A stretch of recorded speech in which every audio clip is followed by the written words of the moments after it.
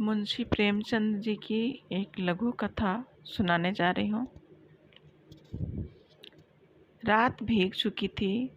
मैं बरामदे में खड़ा था। सामने अमीरुद्दौला पार्क नींद में डूबा खड़ा था।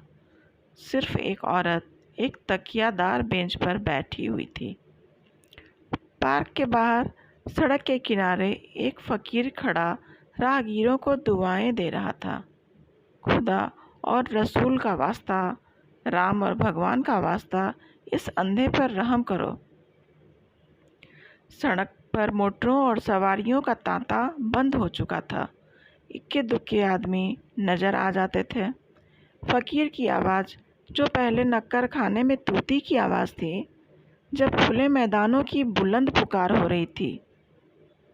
एकाएक वह औरत उठी और इधर उधर चौकन्नी आंखों से देखकर फकीर के हाथों में कुछ रख दिया और फिर बहुत धीमे से कुछ कहकर एक तरफ चली गई। फकीर के हाथ में कागज़ का एक टुकड़ा नजर आया, जिसे वह बार बार मल रहा था। क्या उस औरत ने यह कागज़ दिया है? यह क्या रहस्य है? उसको जानने के कुतूहल और अधीर होकर मैं नीचे आया और फकीर के पास जाकर खड़ा हो गया। मेरे आहट आते ही फकीर ने उस कागज़ के पुर्जे को उंगलियों से दबाकर मुझे दिखाया और पूछा, बाबा देखो, यह क्या चीज़ है? मैंने देखा 10 रुपए का नोट था।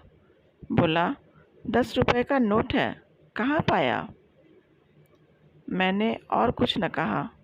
उस औरत की तरफ दौड़ा जो अब अंधेरे में बस एक सपना बनकर रह गई थी। वह कई गलियों में होती हुई एक टूटे फूटे मकान के दरवाजे पर रुकी, ताला खोला और अंदर चली गई। रात को कुछ पूछना ठीक न समझकर मैं लौट आया।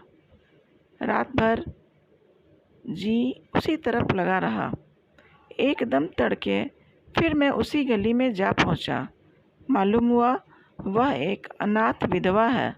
मैंने दरवाजे पर जाकर पुकारा, देवी मैं तुम्हारे दर्शन करने आया हूँ, और बाहर निकल आई।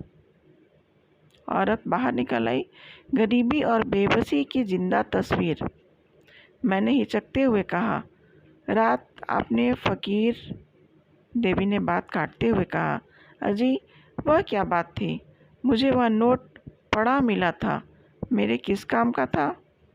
मैंने उस देवी के कदमों पर सिर झुका दिया।